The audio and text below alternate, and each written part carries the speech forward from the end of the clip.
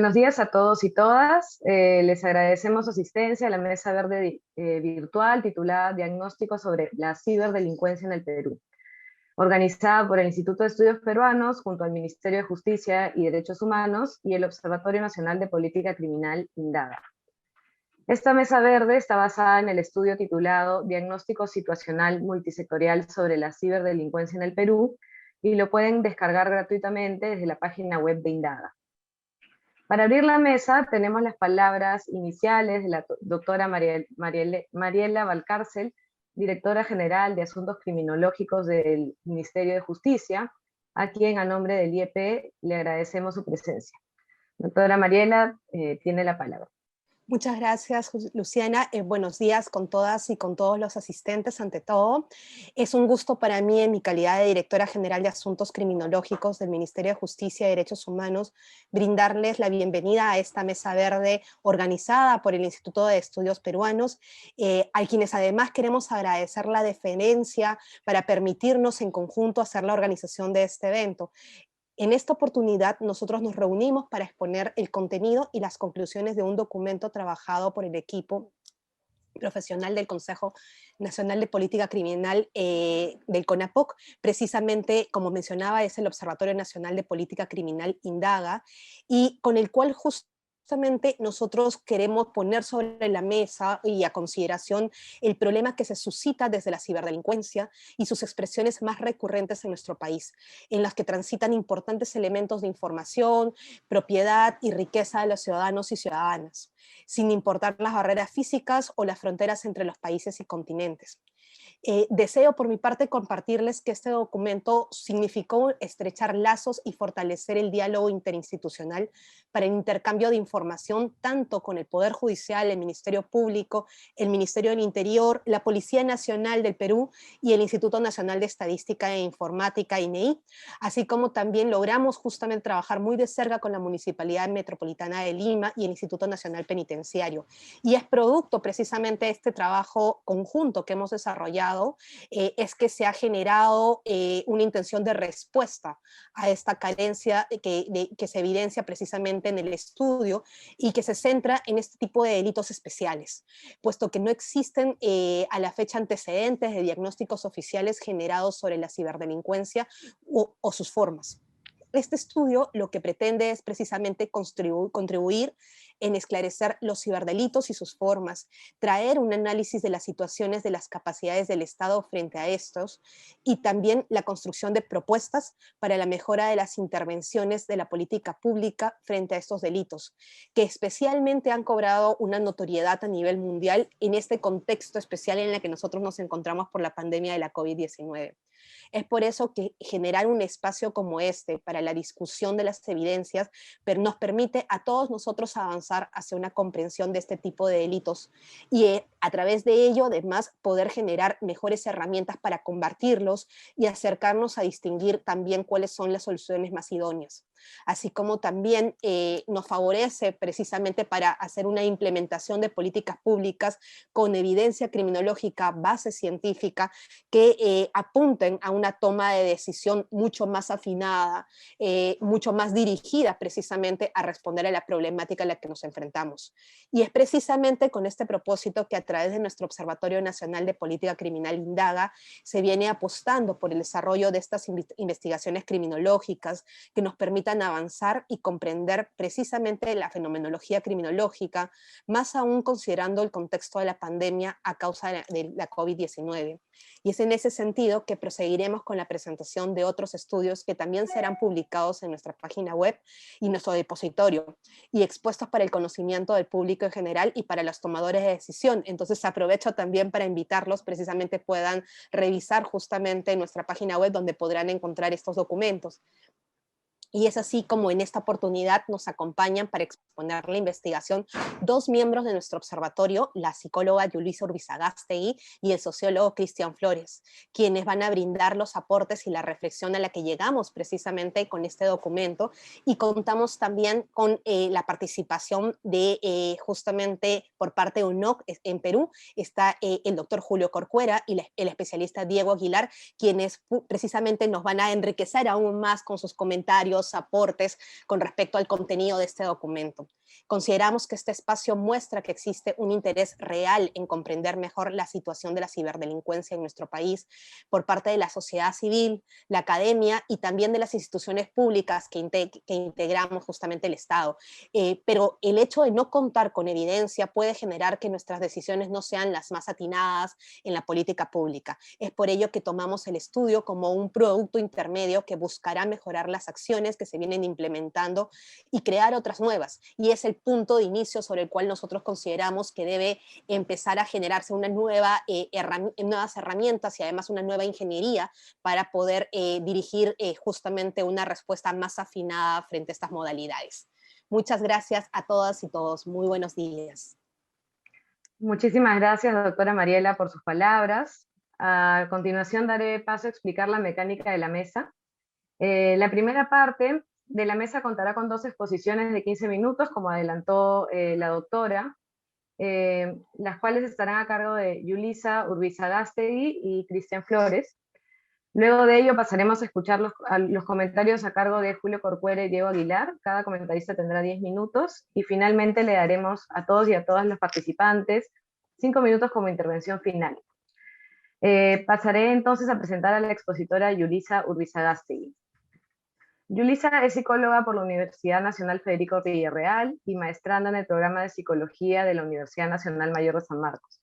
Ha investigado y publicado sobre la criminalidad y la violencia y actualmente es integrante del equipo del Observatorio Nacional de Política Criminal, INDAGA. Yulisa, tienes 15 minutos para tu exposición. Sí, buenos días a todos y todas quienes nos acompañan en esta oportunidad, en esta mesa verde. No quisiera iniciar, al igual que la doctora Mariela Valcárcel, sin agradecer en este caso la oportunidad de poder compartir este importante espacio en el Instituto de Estudios Peruanos. En esta ocasión presentaremos los resultados creemos que un importante documento que se aboca precisamente al tema de la ciberdelincuencia en el país. Consideramos que resulta importante, sobre todo, dada la notoriedad que han cobrado en el contexto de la pandemia, a causa del COVID, diferentes manifestaciones precisamente de los delitos cibernéticos. Debo señalar en este caso que la presentación es estructurada en 4 secciones. En este caso compartiré la información correspondiente a las 2 primeras y el colega Cristian Flores desarrollará las 2 últimas según el esquema que presentamos en la lámina. En ese sentido, iniciaremos desarrollando la primera sección y respondiendo básicamente a la pregunta de qué entendemos por ciberdelincuencia y cuáles son sus definiciones más importantes. Al ser un fenómeno aparentemente nuevo, entonces creemos importante compartir precisamente algunas definiciones que tienen que ver, estos términos tienen que ver precisamente con el uso del Internet, que ha marcado a nuestra sociedad. En la mayoría o en el transcurso de los años, vemos que la mayoría de nuestras actividades, ahora con mayor razón, tienen un soporte virtual y existe o se está viendo una dependencia mucho más en este contexto de la COVID-19. En ese sentido, debemos considerar que conforme avanza la sociedad con la tecnología, también se expone a nuevas conductas delictivas. Además que debe tener en cuenta que la ciberdelincuencia opera en un espacio totalmente diferente al que usualmente estamos acostumbrados, algo concreto, algo tangible. Esto es que actúa en un espacio virtual. Por lo cual, muchas veces esta característica fomenta el tema de la impunidad. A pesar de que existen diferentes instrumentos ahora actualmente para la lucha contra la ciberdelincuencia. Ahora bien, como mencionábamos, al ser un tema aparentemente nuevo, vamos a precisar en ese sentido 3 términos: la ciberdelincuencia, ciberseguridad y ciberdefensa. Se entiende a la ciberdelincuencia como un término en realidad genérico para referirse a un conjunto de hechos cometidos en contra o a través del uso de datos o sistemas informáticos.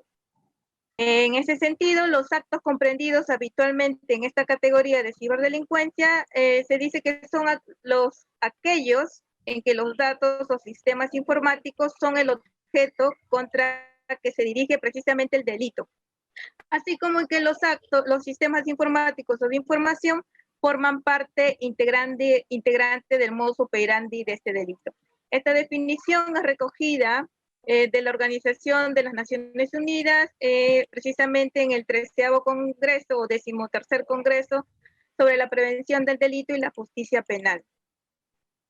Asimismo, en este caso debe tenerse presente que la ciberdelincuencia también es denominada por algunos autores como ciberdelito o cibercrimen, y normalmente se caracteriza por utilizar sistemas informáticos, así como sistemas de comunicación masivos, tales como teléfonos, computadoras, celulares, entre otros, mediante los cuales se cometen diversos delitos o hechos punibles que dan lugar precisamente a la afectación de distintos bienes jurídicos o también denominados fundamentales.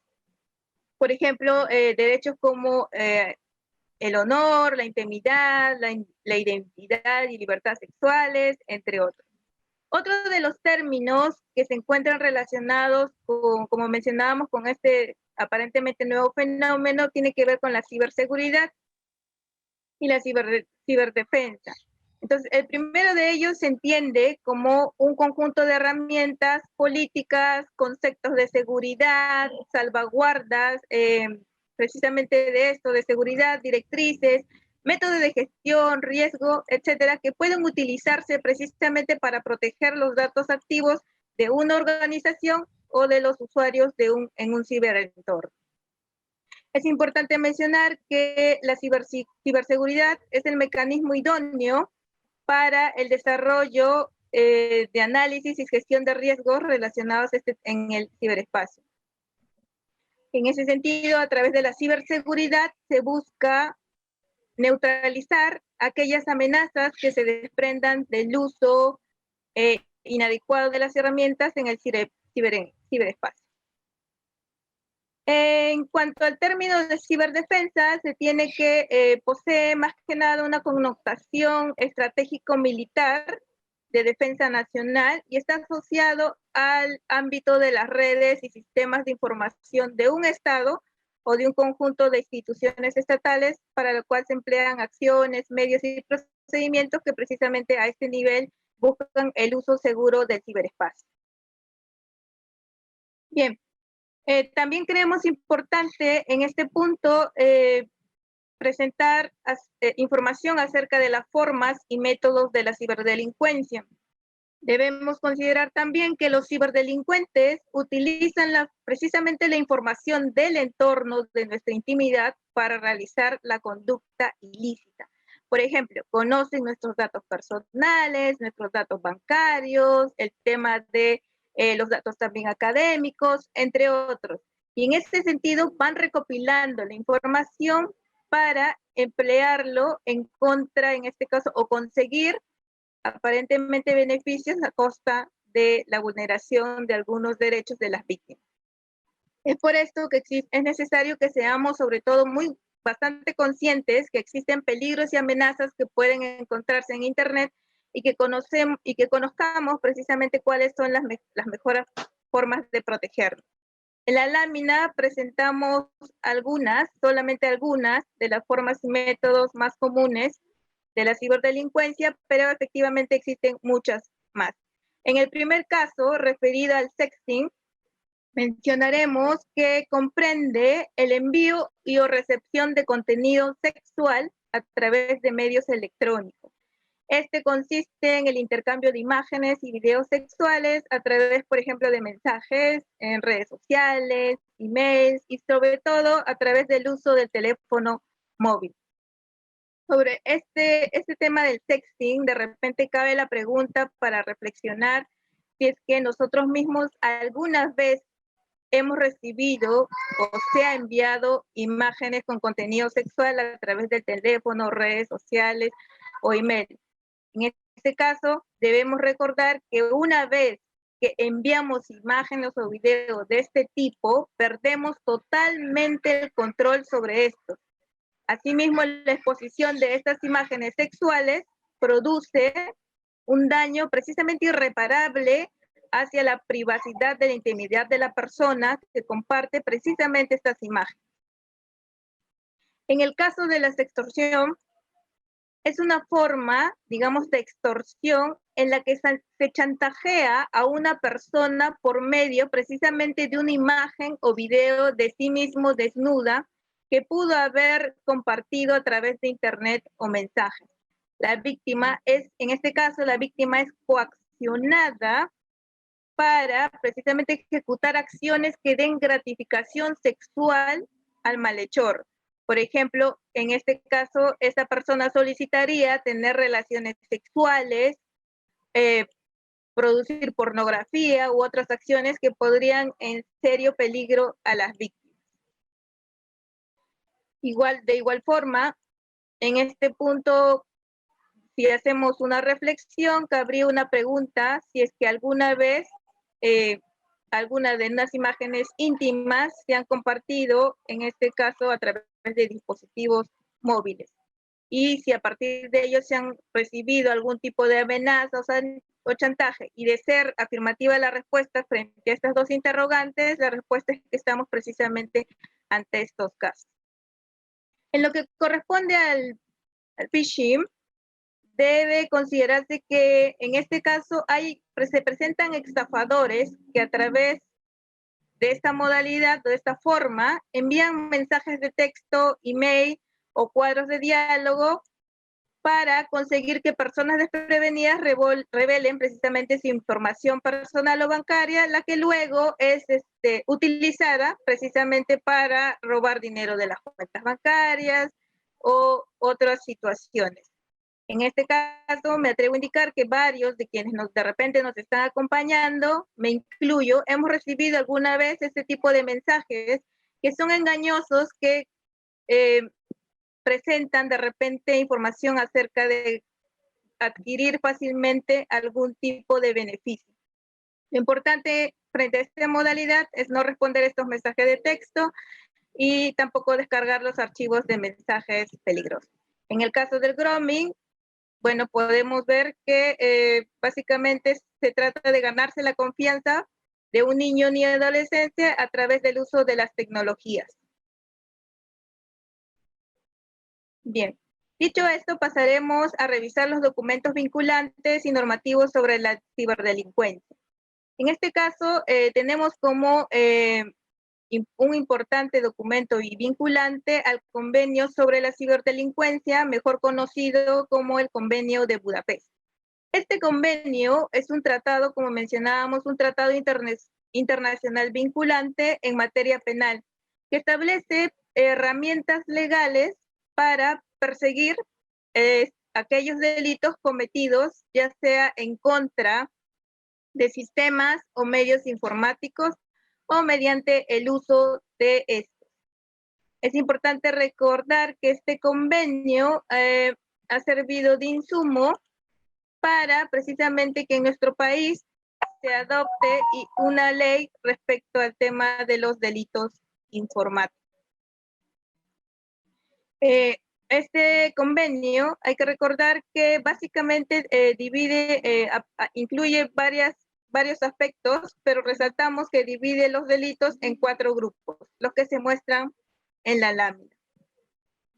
En el caso de nuestro país, a partir de la ley 30.096, ya se constituyen, en este caso, los delitos informáticos, y se entiende por estos que son las conductas que precisamente afectan a los sistemas y datos informáticos y otros beneficios jurídicos de relevancia penal cometidos mediante la utilización de la tecnología de la información o de la comunicación.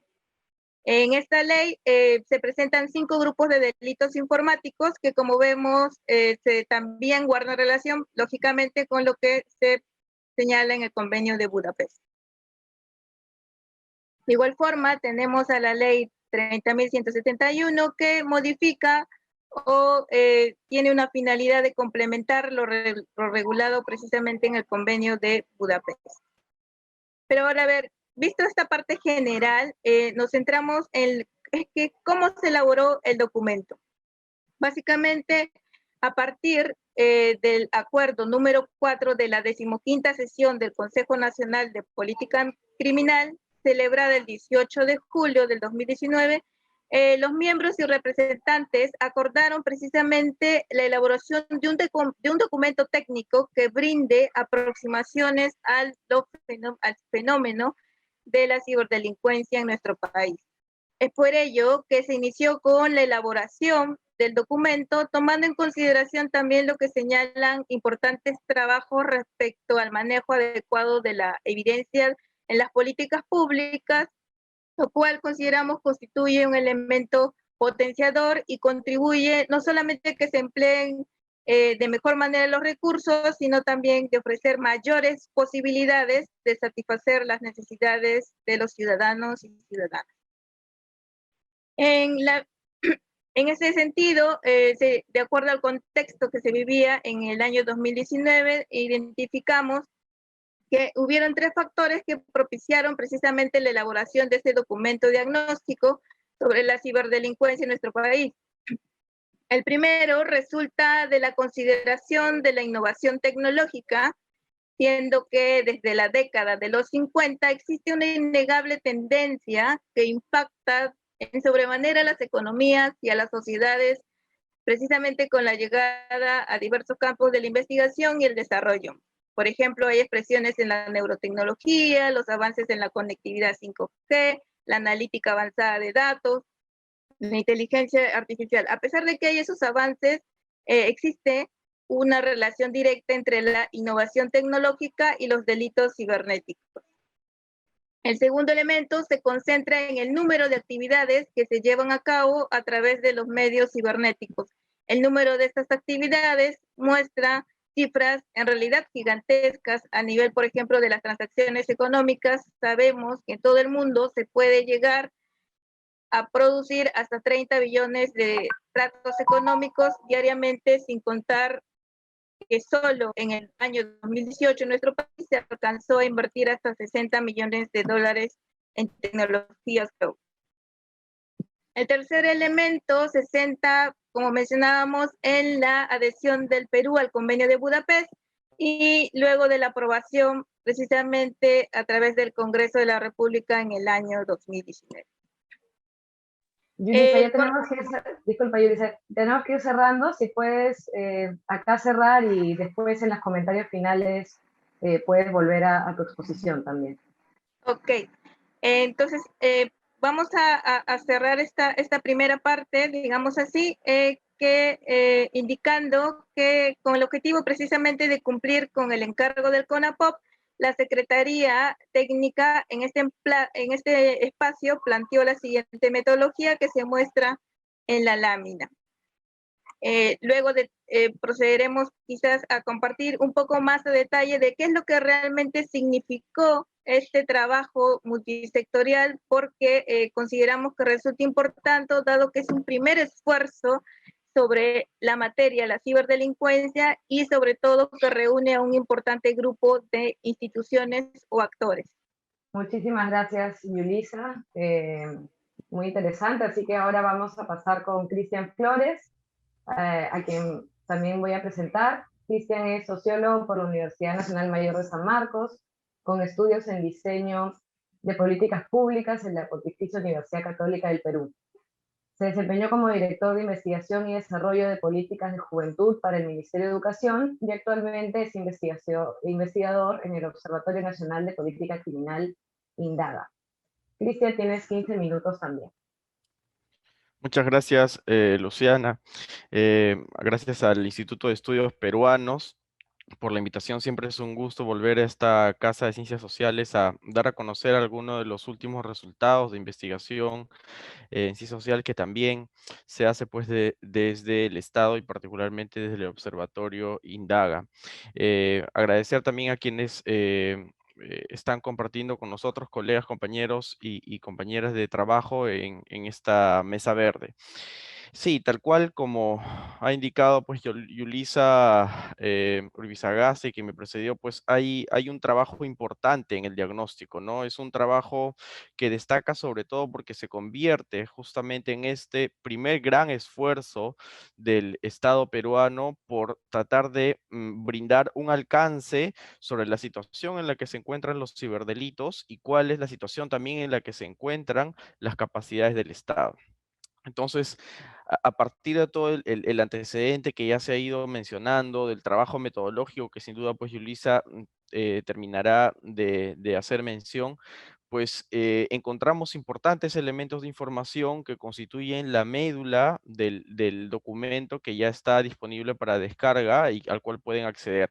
Para esta parte, pues seleccionamos aquellos datos más relevantes y más consistentes teniendo en cuenta el propósito. ¿Qué encontramos entonces a partir de este proceso de investigación? Siguiente, por favor. En términos de impacto de los ciberdelitos a nivel general, encontramos que alrededor de 575 millones de dólares al año es lo que implicaría en costos la comisión de los ciberdelitos en nuestro país, ¿no? Así también pudimos ver que solo 7 de 32 países adheridos al convenio de Budapest han implementado medidas de protección para la infraestructura, para proteger y resguardar la infraestructura de datos informáticos. Entre uno de esos está el nuestro, ¿no? Durante los últimos 5 años, según información de la misma División de Investigación de Delitos de Alta Tecnología de la Policía Nacional del Perú, Divindad, se ha atendido alrededor de 10.110 denuncias por ciberdelitos. Las denuncias en estos últimos 5 años han pasado a triplicarse. De igual forma, el Ministerio Público también nos compartió información y a partir de esa información pudimos saber que se ha hecho cargo esta institución de un total de 4.636 casos de ciberdelitos solo durante el año 2019, ¿no? Siguiente, por favor. En términos de territorios y las principales modalidades, tenemos algunos elementos de información también sumamente destacables, ¿no? Lima se pone a la cabeza de los ciberdelitos con más de 1.000 casos solo durante el 2019, seguido de Arequipa con 177 casos e Ica con 88 casos en este último año, ¿no? Durante el año pasado se registraron 151 casos de ataques a sistemas de datos informáticos solo en la ciudad de Lima. Por otro lado, la incidencia de ciberdelitos en el Callao alcanza un 7.3% del total de casos, superando a otras regiones como Lambayeque que poseen hasta un 6%, ¿no?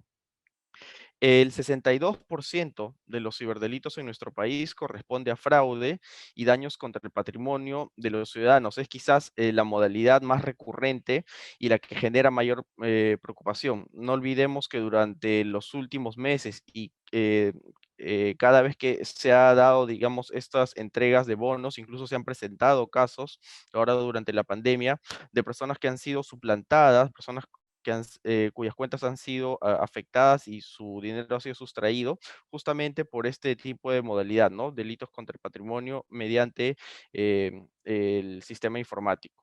Los ciberdelitos también contra la libertad sexual, según el diagnóstico, pues alcanzan al 1.4% del total de delitos informáticos. Y en el año pasado, la División de Delitos Informáticos de la Policía atendió hasta 237 casos de ciberdelitos bajo la forma de pornografía infantil. Siguiente, por favor.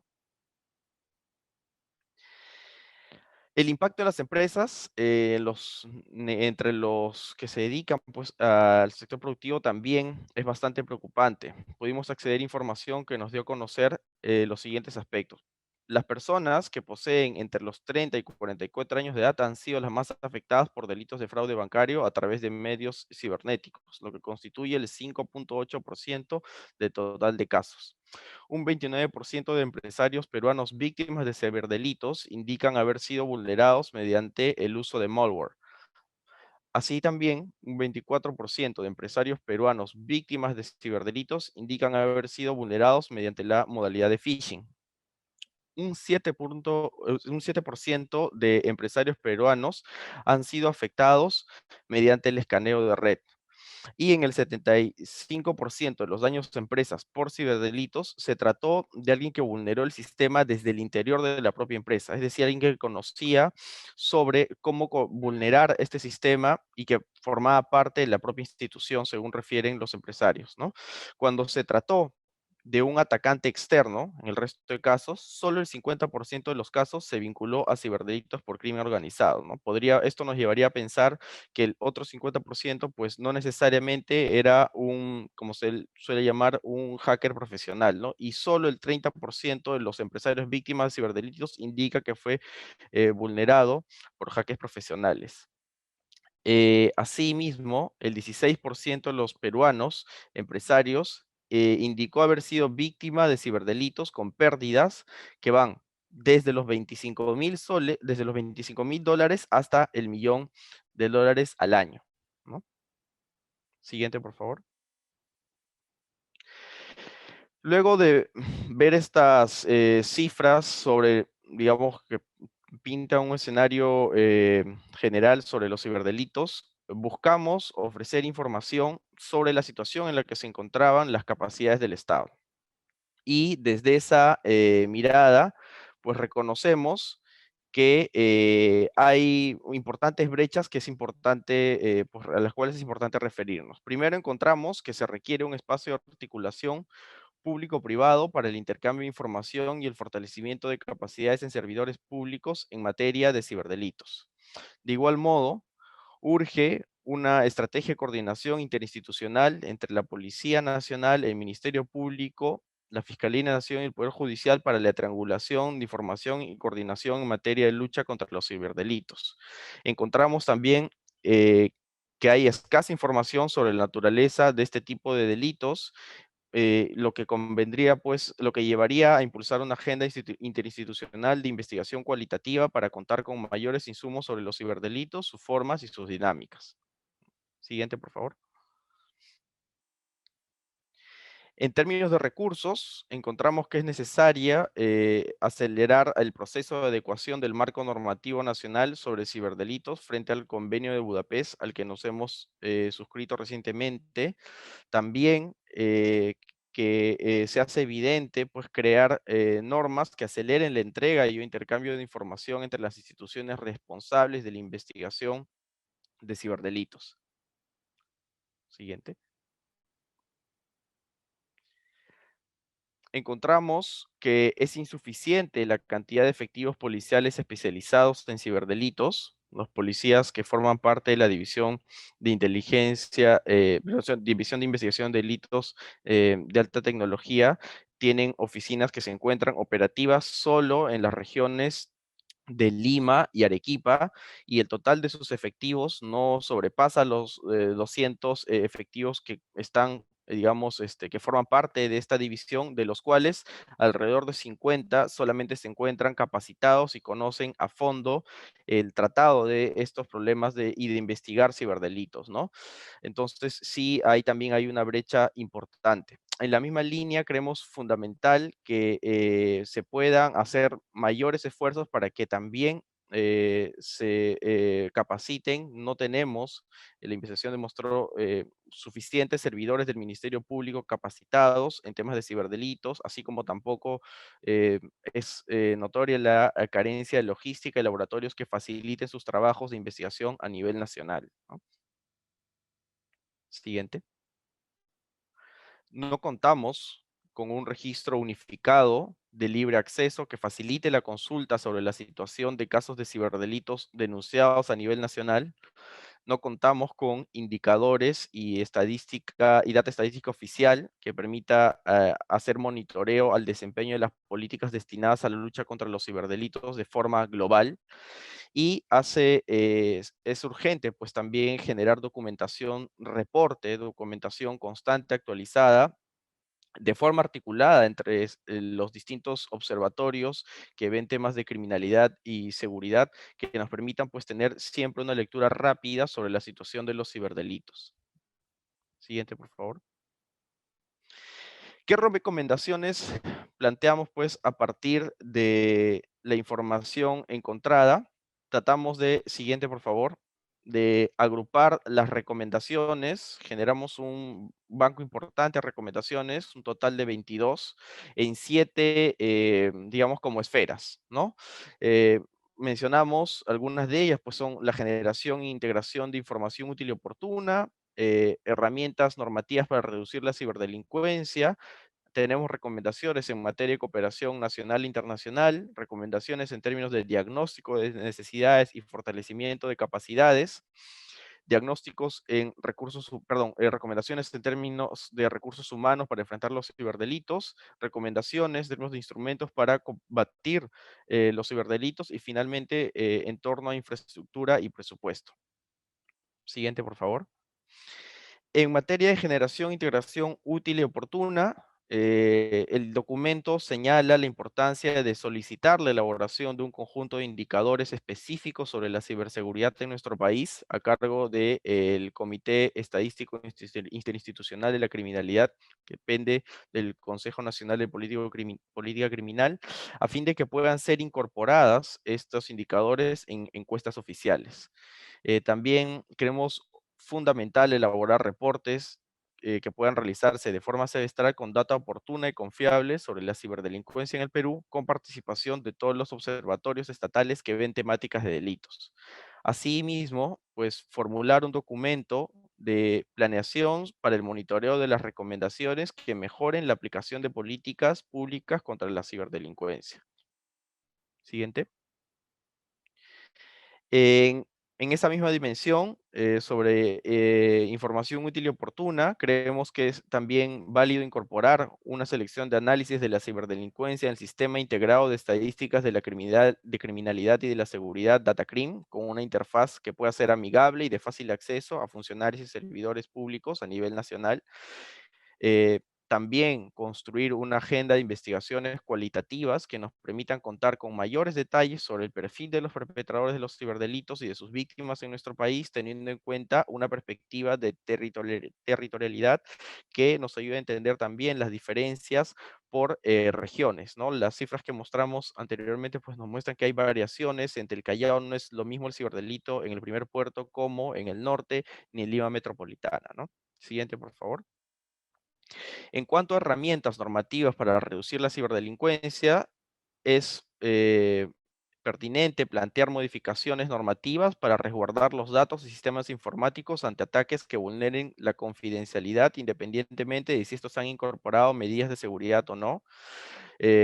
Revisar las normas vigentes que permitan evaluar la necesidad de aprobar una ley de ciberseguridad atendiendo la participación de todas las instituciones estatales vinculadas a este problema público también. Siguiente.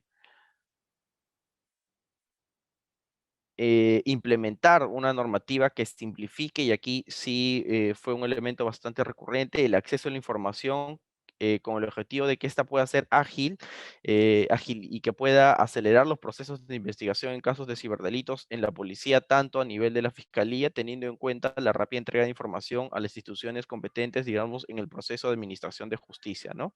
Siguiente. En términos de cooperación nacional e internacional, fomentar la cooperación entre los diferentes organismos del Estado, con atención a las instituciones de la administración tributaria, administración aduanera, para la aplicación de medidas de protección de sus datos y sistemas informáticos, incorporando pues precisiones sobre ciberdelitos. Así, igual, generar acciones de intercambio, información y cooperación entre países de la región que hayan suscrito el Convenio de Budapest a fin de adecuar normas que reduzcan los márgenes de acción de las organizaciones criminales que emplean medios o tecnologías informáticas. Siguiente. Esto de forma complementaria tendría que ir de la mano con la creación de una estrategia de coordinación integrada entre la policía, el ministerio, el Ministerio Público y el Poder Judicial, que nos permita triangular información útil a la coordinación de acciones preventivas y de persecución a organizaciones criminales que se encuentran detrás de los ciberdelitos, de forma que se pueda evitar la duplicidad y confusión durante el trabajo operativo, ¿no?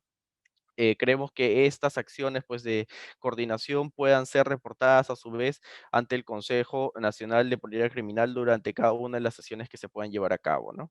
Siguiente. En términos de fortalecimiento de capacidades, urge un diagnóstico de necesidades acompañado de un plan de capacitaciones dirigido a operadores del sistema de justicia, en la policía, fiscalía, también para jueces y defensores públicos que les facilite incorporar componentes de análisis de los ciberdelitos en el trabajo cotidiano, ¿no? Y así también aumentar el personal calificado en las unidades especializadas, con especial atención a la Escuela de Formación de Oficiales y Suboficiales de la Policía Nacional de Perú, desde los años de formación, pues también puedan ser insertados estos contenidos y componentes de análisis a fin de que puedan hacer énfasis en la prevención tanto como la investigación, ¿no? Siguiente. Cristian, perdón, si puedes ir Ujú. cerrando en esta. Sí, claro que sí. Gracias. Buscamos también fortalecer el intercambio de experiencias y conocimientos entre entidades nacionales e internacionales para el personal especializado que trabaja en acciones vinculadas a ciberdelitos, así como priorizar el desarrollo de capacitaciones para el personal de fiscalías en temas de cooperación judicial internacional y desarrollar acciones de educación y ciberseguridad con énfasis en riesgo por la ciberdelincuencia, prevención y denuncias ante los ciberdelitos, ¿no? Quizás las recomendaciones pues, finales, darlas a conocer en el siguiente intervalo de tiempo, ¿no? Muchas gracias, Cristian, por tu exposición. Sí, tenemos 5 minutos al final para cada uno para que puedan ahí cerrar algunas cosas que no terminaron de decir en esta exposición. A ver, entonces vamos a presentar a Julio Corcuera, que va a comentar, digamos, las exposiciones de Cristian y Yulisa. Julio es abogado, magíster en Ciencia Política y Gobierno de la Pontificia. Cuenta con una especialización en Estrategia y Política de Defensa en la Universidad Nacional de Defensa de Estados Unidos. Ocupó el cargo de viceministro de Seguridad Pública del Ministerio del Interior y actualmente es representante de la Oficina de las Naciones Unidas contra la Droga y el Delito en Perú.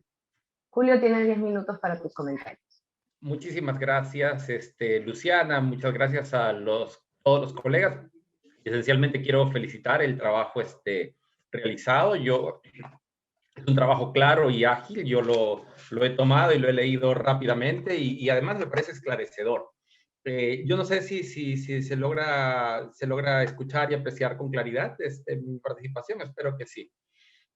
Yo quisiera partir de una reflexión. Desde muchos espacios, y yo he tenido el honor de trabajar esto con la misma Dirección de Asuntos Criminológicos del Ministerio de Justicia, hemos discutido en más de una ocasión tópicos vinculados a el perfil del actor criminal y las estrategias de prevención que se implementan y se abordan para las mismas.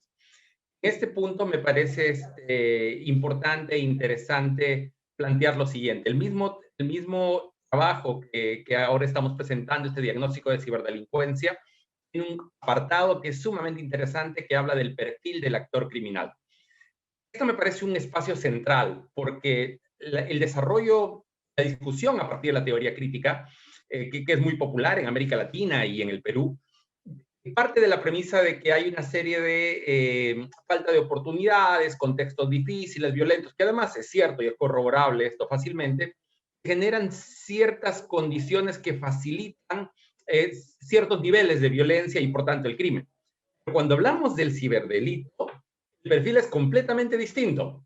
Y eso se puede atestiguar rápidamente. Hay formación profesional, hay expertos en tecnología, son ingenieros. Trato de decir que entre arranchar un celular y hackear una cuenta o hacer phishing o malware, hay calificaciones distintas. Esto me parece importante porque a partir de abordar el fenómeno hay implicancias que van más allá. Por ejemplo, una primera implicancia que uno puede encontrar claramente en el segundo capítulo de esta publicación es ¿qué es ciberdelito? Que claro, hay una ley de delitos informáticos, pero ¿qué es ciberdelito en sí mismo? ¿Cuál es esta definición? Esta definición varía de espacio a espacio.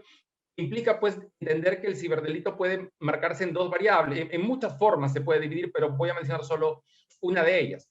Aquellos que atentan contra las personas, el caso de una estafa, el caso del phishing, de repente, que yo busco obtener tus datos para tener cuenta bancaria, por ejemplo, y dinero, o el sexting, la extorsión, que muy bien Yulisa había apuntado.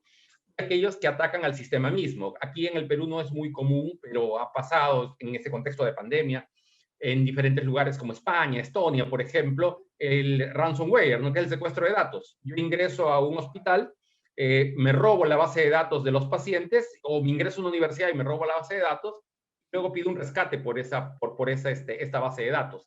Hago un secuestro de información. Transitamos en un escenario virtual en el que del secuestro de personas se pasa al secuestro de la información. La universidad, sin información de títulos, de grados, de notas históricas, sin registro histórico de esta información, no puede emitir títulos y hay una afectación enorme a la universidad, a su prestigio y por supuesto, al público que recurre, a los estudiantes.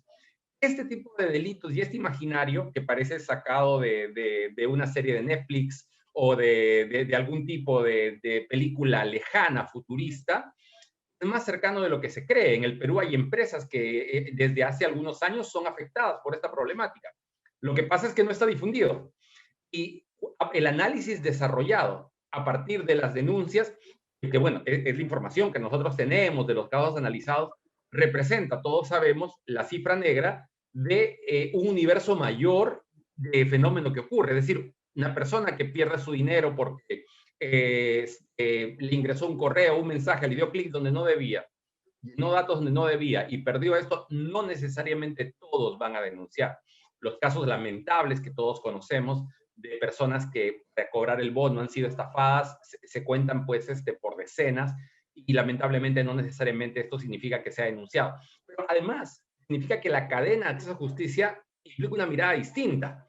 Desde naturalmente un policía que pueda conocer la ruta y pueda orientarlo y no vaya a ocurrir el caso, como he tenido referencia yo más de una vez que ha ocurrido, se ha indicado que esto no lo ve la comisaría tal o no lo ve cual, no necesariamente toda la población peruana conoce que existe una división de investigación de delitos de alta tecnología.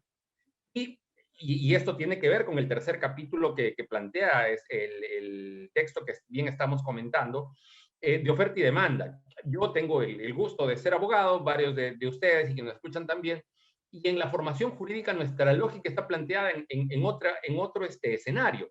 Igual cuando hablamos de criminología y prevención del delito, solemos por acto reflejo pensar, dialogar, debatir, intercambiar ideas desde la lógica del robo y el hurto convencional. Y aquí me parece un tema sumamente importante, porque si en el mundo jurídico esto no pasa a tener un espacio importante de debate y reflexión, la producción de nuestros operadores de justicia posteriores, jueces y fiscales, va a encontrar una brecha. ¿Qué quiero decir? Si de repente algún colega que nos escucha, convencido además de que este es un tema importante, quiere estudiar quiere profundizar respecto a la problemática del ciberdelito, se va a encontrar con la barrera de que no existe oferta académica, o al menos no sólida ni constante.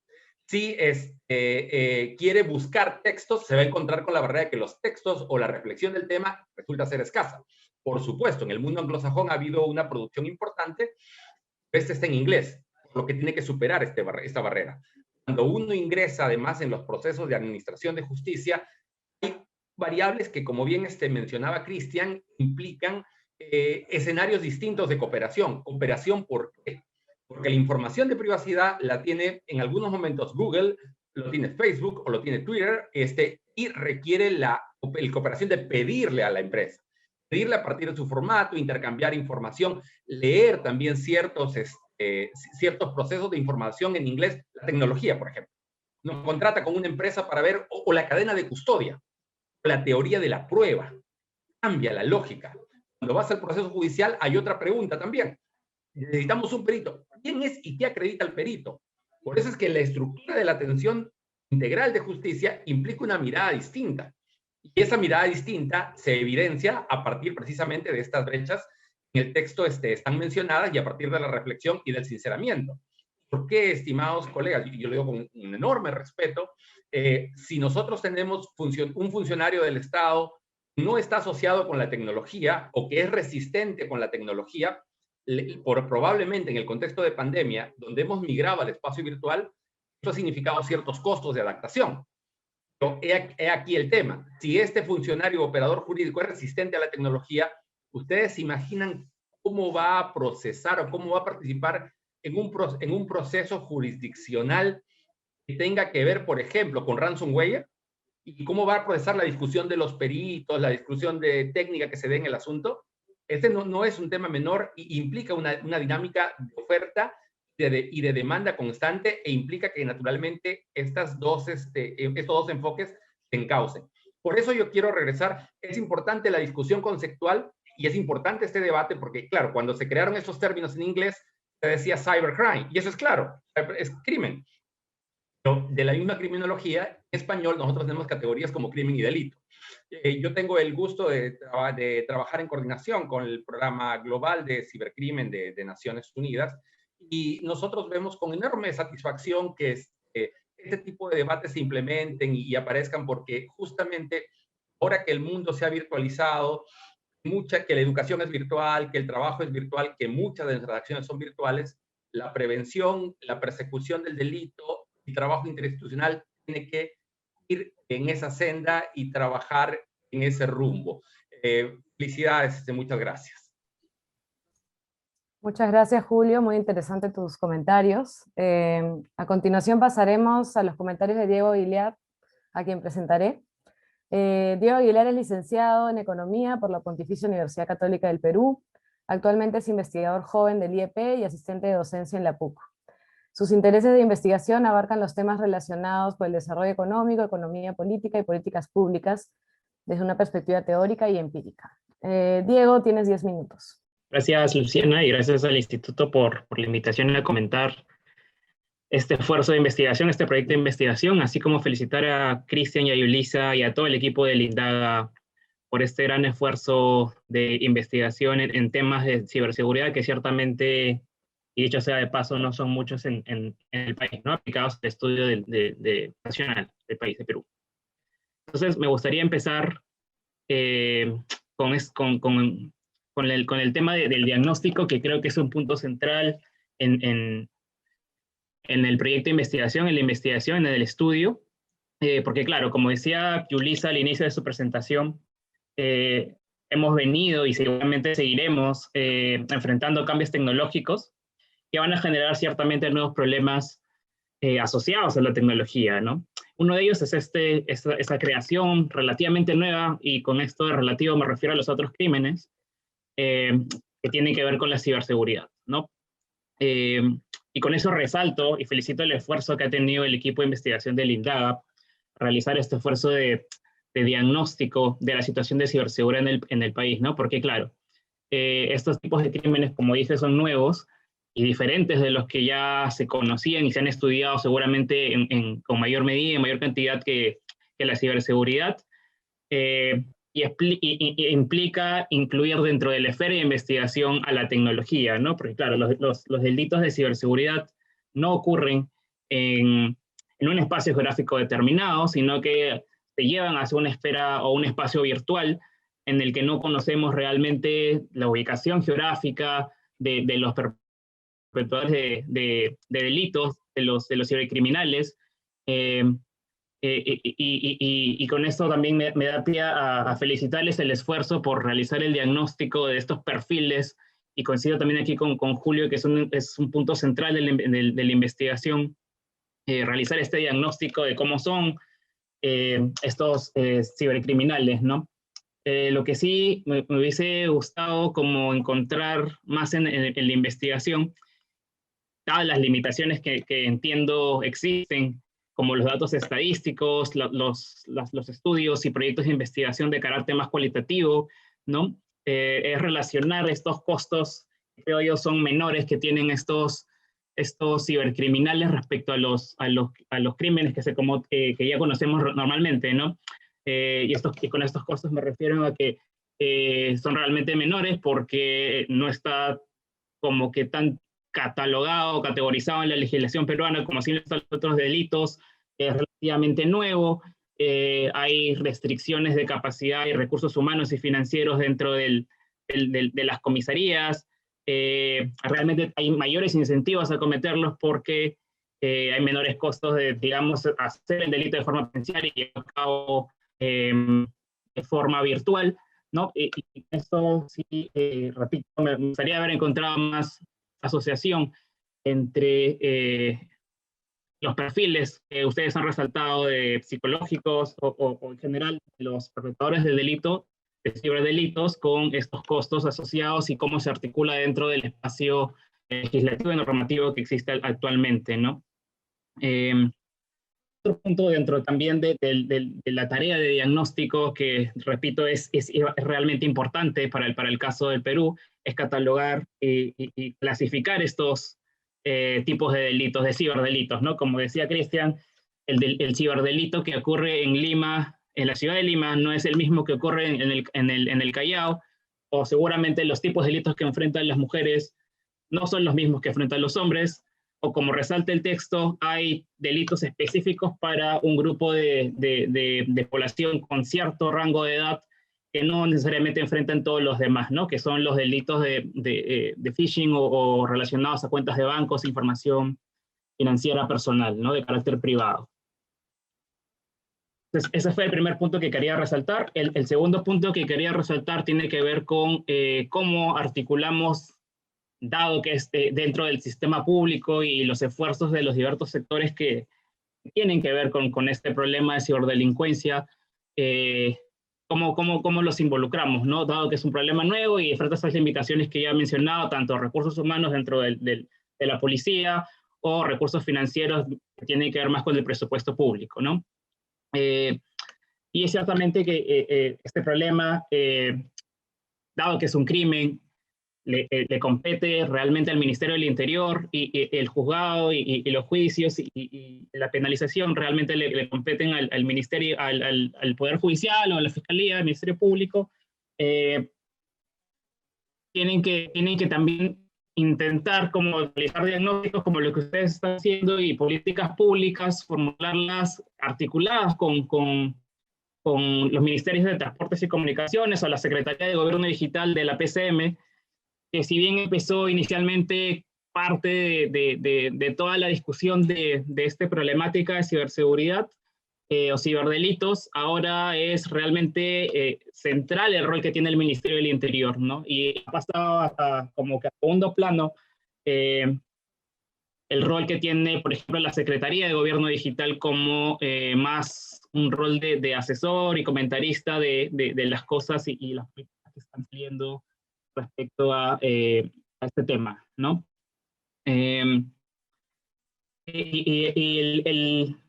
último punto con el que quería centrarme dentro de este primer espacio que tengo para comentar es esta paradoja o estos lados contrapuestos que tiene el mayor uso o la mayor libertad en el uso de Internet y de las tecnologías con la exposición o las probabilidades de exposición a mayor riesgo que tienen, ¿no? Todos se congelaron. Entonces, recapitulando, lo que quería decir es que hay una cierta contraposición entre estos lados. Por un lado tenemos el mayor uso, la mayor libertad de uso de Internet y de tecnologías de información que decía, y por otro lado está esta mayor probabilidad o mayor riesgo de exposición. Entonces, estos cambios tecnológicos ciertamente hay que resaltarlos. Bueno, hay mayor cobertura de Internet, hay más personas que tienen acceso a teléfonos móviles, y esa barrera seguramente la seguiremos superando, y esas cifras seguramente irán aumentando para el caso de Perú con las políticas que se están realizando desde el Ministerio de Transportes y Comunicaciones y de la Secretaría de Gobierno Digital, pero también implica pensar qué hay más allá del acceso y el uso, y fomentar e incrementar sus niveles de cobertura o de acceso y usos, y centrar también el análisis y la discusión en estas políticas que tienen que ver con el mayor uso, la mayor exposición de una persona frente al Internet, y este riesgo que ocurren cada vez que acceden a un teléfono móvil o realizan compras en línea. Y como punto aparte de aquí, dentro de la misma idea, sería también incluir dentro de las políticas públicas este diagnóstico, estas tipologías que ustedes han realizado respecto a los diferentes tipos de crímenes que existen y a los diferentes tipos de crímenes que enfrenta cada grupo poblacional o cada grupo social dentro del esquema social que tenemos aquí en el Perú, que como ustedes han dicho es diferente. Entonces es importante, parece, incluir dentro de esta discusión este tema importante que tiene que ver con incluir tanto a los encargados dentro del Estado de formular políticas de digitalización y tecnologías de información y comunicación, y diferenciar estas políticas en base al diagnóstico que ustedes han hecho, ¿no? Y solo para finalizar, quería comentar este tema que tiene que ver con el convenio de Budapest al cual el país se ha adherido, ¿no? Más allá de felicitar los esfuerzos que realmente son importantes, de incluir una normativa dentro del sistema legislativo peruano, es importante entender más allá de lo que se tiene que cambiar y lo que tiene que estar establecido en la ley, este proceso tiene que ser construido sobre una base de evidencia empírica, y con esto repito, no hay los suficientes datos estadísticos ni los estudios cualitativos que me parece que son importantes de entender, sobre todo para el caso de los perpetradores de ciberdelitos, y tiene que incluirse una participación amplia tanto del sector académico, del sector público y de la sociedad civil, que tiene realmente un esfuerzo importante aquí en la discusión en el país, ¿no? Muchas gracias. Muchas gracias, Diego. Entonces, antes de finalizar la mesa, como les comentaba, les daremos 5 minutos a cada uno de ustedes para que puedan cerrar sus exposiciones y comentarios. Entonces, empezamos con Yulisa. Sí, ok, gracias. Sí, solamente de repente para complementar lo que veníamos repasando sobre el tema de cómo es que finalmente llegamos a buen puerto con el documento. A partir de los esfuerzos de la Secretaría Técnica del CONAPOP, que está a cargo de la Dirección General de Asuntos Criminológicos, se impulsaron un conjunto de eventos y actividades precisamente para contar con este documento. Por esta razón es que se inicia o se conforma un grupo de trabajo cuyas reuniones y encuentros fueron importantísimos, ya que sumaron al diagnóstico desde el diseño metodológico hasta la parte final ya de las recomendaciones a favor de la política criminal. En estas sesiones de trabajo resaltamos también que, por ejemplo, se establecieron lazos también con los representantes de la Oficina de las Naciones Unidas contra las Drogas y el Delito, a través de los aportes por parte de la doctora Nayeli Loya, que en este caso brindó información necesaria, creemos, en estas reuniones, porque las personas o los representantes que estaban conformando este grupo de trabajo no tenían una mirada sobre este tema de la ciberdelincuencia y cómo es en el tema del ciberdelito, y reconocieron desde una perspectiva comparada a nivel de Latinoamérica precisamente los conceptos fundamentales sobre el caso en particular. Entonces, es así que ya, digamos, el nivel de conocimiento dentro de los integrantes del grupo de trabajo manejaban la misma información, es que las instituciones consensuaron los aspectos y la importancia de estos en intercambiar información, qué es lo que se debía trabajar, las situaciones, por ejemplo, más recurrentes en cuanto a los delitos informáticos o cibernéticos. Entonces, es así que acordaron un esquema de contenidos de este diagnóstico y se comprometieron precisamente a remitir datos necesarios y la documentación que sume en este caso al análisis. En este caso, desde la sinergia y el trabajo que se desarrolló multisectorialmente de estos actores involucrados, es que se obtuvieron los insumos o herramientas que las empleó el Observatorio Nacional de Política Criminal para precisamente plasmarlos en el documento. Digamos, tuvimos información de tipo cuantitativo y de tipo cualitativo. En el caso de la información cuantitativa, a pesar de las dificultades en el tema, por ejemplo, accedimos a lo que corresponde a las bases de datos estadísticas que brindaban alcances sobre la situación y características de las víctimas, las modalidades y formas más empleadas. Lógicamente, este tipo de información no es la que realmente necesitamos, porque necesitamos conocer muchas variables más, pero nos sirvió, digamos, de insumo para obtener algún tipo de información que no teníamos acerca de los ciberdelitos. También a nivel de información cuantitativa, tuvimos acceso a los registros administrativos con información, por ejemplo, del número de atenciones realizadas, el número de intervenciones efectuadas por parte de las diferentes instituciones del sector justicia o los integrantes del grupo de trabajo. A nivel de insumos de tipo cualitativo, por ejemplo, se realizaron un mapeo de los actores involucrados, se accedió a las instituciones, cómo es la organización, se trabajó en esto, en el balance de, digamos, de la normativa, tanto nacional como internacional. Se revisó también el estado de las instituciones para hacer frente precisamente a este delito, con lo cual contamos con una valiosa información oficial precisamente sobre el tema. Todo esto finalmente llevó a estructurar el documento que lo tenemos disponible en la página web del Observatorio Indagado, y en este caso resaltamos que este documento es un primer esfuerzo de varias instituciones para la generación de evidencia. Hemos tenido oportunidad de trabajar en otros espacios para generar evidencia, y a pesar de que se desarrolló esta iniciativa en un contexto difícil como es el contexto de la pandemia, se llegó a buen puerto, y precisamente este documento no solamente cumple con el encargo del CONAPOC, sino que consideramos que presenta recomendaciones importantes para formular herramientas que sumen, en este caso, a robustecer las intervenciones del Estado en torno precisamente a los ciberdelitos. Entonces, a partir de este diagnóstico multisectorial, podemos mencionar que hay esfuerzos en instituciones específicas para realizar acciones de capacitación, crear algún tipo de oficina especializada, entre otras acciones. Eso es lo que quería compartir de manera final. Muchas gracias. Muchas gracias, Yulisa. Ahora tendremos la intervención de Cristian. A ver, te doy 5 minutos, Cristian. Sí, perfecto. Muchas gracias, Luciana.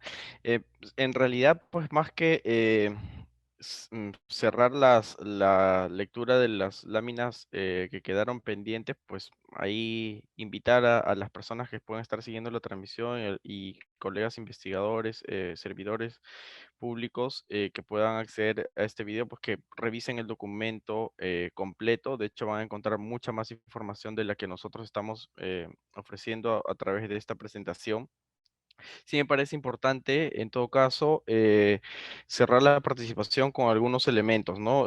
Bien señala Diego, de hecho, creo que el diagnóstico es mejor entenderlo como un punto de partida antes que como una voz cerrada sobre la situación de los ciberdelitos en el Perú, ¿no? O sea, entender que es más bien un punto desde el cual se pueden desprender muchas más investigaciones, y ahí pues creo que la aposta para institutos, para instituciones como el Instituto de Estudios Peruanos, las mismas universidades, otros centros de investigación o think tanks, pues es fundamental, ¿no? En tanto puedan sumarse al trabajo de generar información complementaria, sobre todo en el campo cualitativo, respecto de la dinámica de los ciberdelitos en nuestro país, pues atendiendo que hay una diversidad importante en cuanto a la perpetración del delito y también diversidad importante en cuanto a la afectación y a las víctimas, ¿no?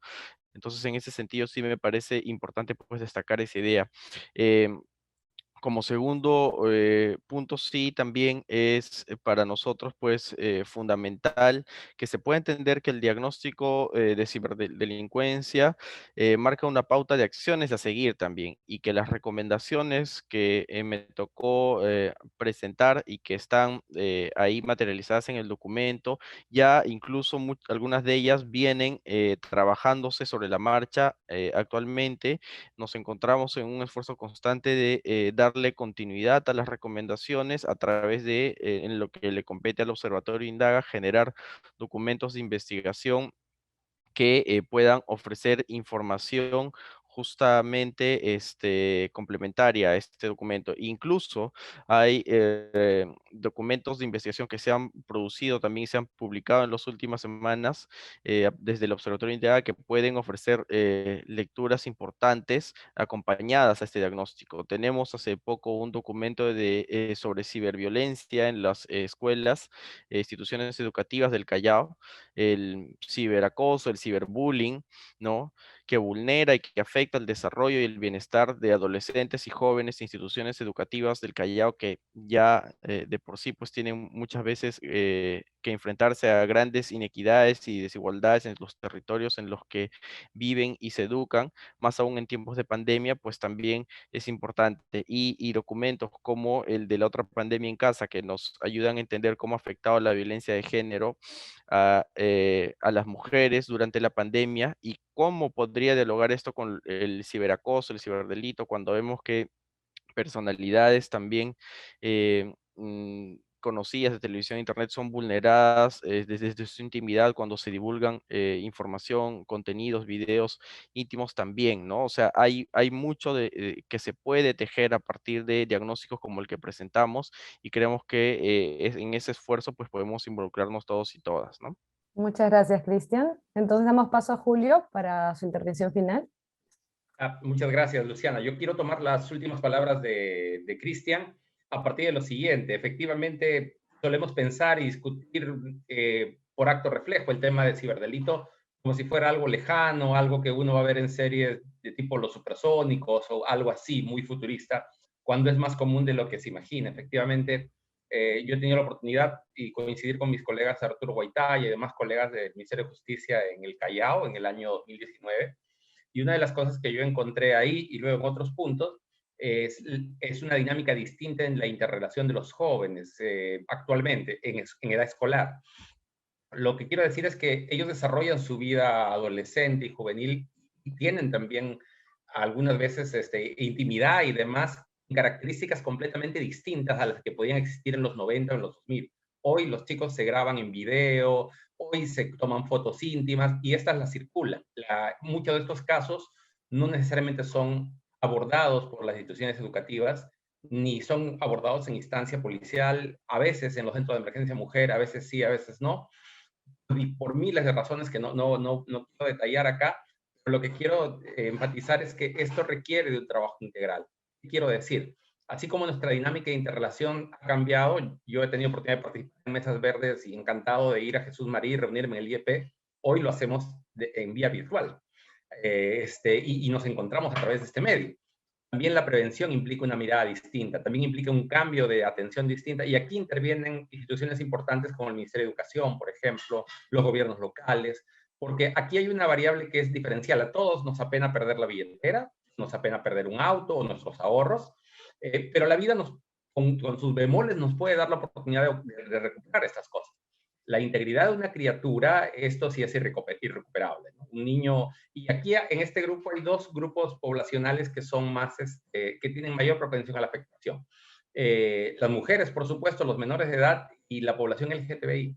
Por razones a veces que ellos buscan tener pares a través del internet y que pasan a ser completamente distintos. O el mundo de los videojuegos. No es un mundo necesariamente adulto, pero donde la persona o el menor de edad está convencido que está jugando con otra persona de su edad y es una persona que en realidad está haciendo grooming, haciéndose pasar por menor, ganándose su confianza a través de un trabajo de meses, y aquí una variable distinta. El actor criminal vinculado a ese tipo de delitos agrede a menores, desarrolla toda una serie de técnicas para llegar al menor. Es una cosa bien sofisticada, no es que, no, se le ocurrió, no es, y tienen grupos colaborativos en espacios como Telegram y demás, en donde ellos buscan intercambiar estas experiencias perversas que replican. El trabajo normativo, es necesario desarrollar, también aclarar ciertos protocolos, ciertas rutas en los procesos jurisdiccionales queden claras, quién hace qué, cómo y en relación con quién. Hay un cambio en la dinámica distinta de la cooperación, no entendida como pedir recursos o como gestionar recursos, sino entendida como gestionar información. Dinamarca, en el año 2018, ha nombrado un representante de su diplomacia, de su cancillería, ante empresas como Facebook, Google y demás, lo cual muestra el cambio importante y lo importante que es la información de estas empresas privadas, lo necesario que eso sí en este proceso que bien tanto Yulisa como Cristian han mencionado, importante en el compartimentaje de la información, los trabajos de cooperación y naturalmente también los trabajos importantes que resultan en el trabajo de la capacitación y del posicionamiento de la necesidad de discutir esta problemática y estos temas. Bien decía Diego que hay una ausencia enorme de información. Debo decir que hay una ausencia enorme de información en todos los delitos. Extorsión, por ejemplo. No tiene nada que ver con extorsión. ¿Dónde sacamos esa data? No, el crimen, por naturaleza, es elusivo, porque el actor criminal esconde la información.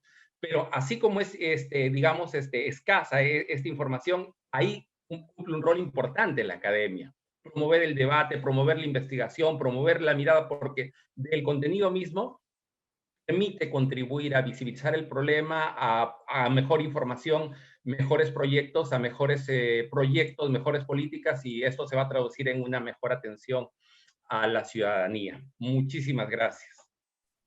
Muchas gracias, Julio. Entonces pasamos con Diego. Diego, tienes 5 minutos. Muchas gracias, Luciana. Solo destacar el rol que tiene la tecnología actualmente en nuestras vidas cotidianas.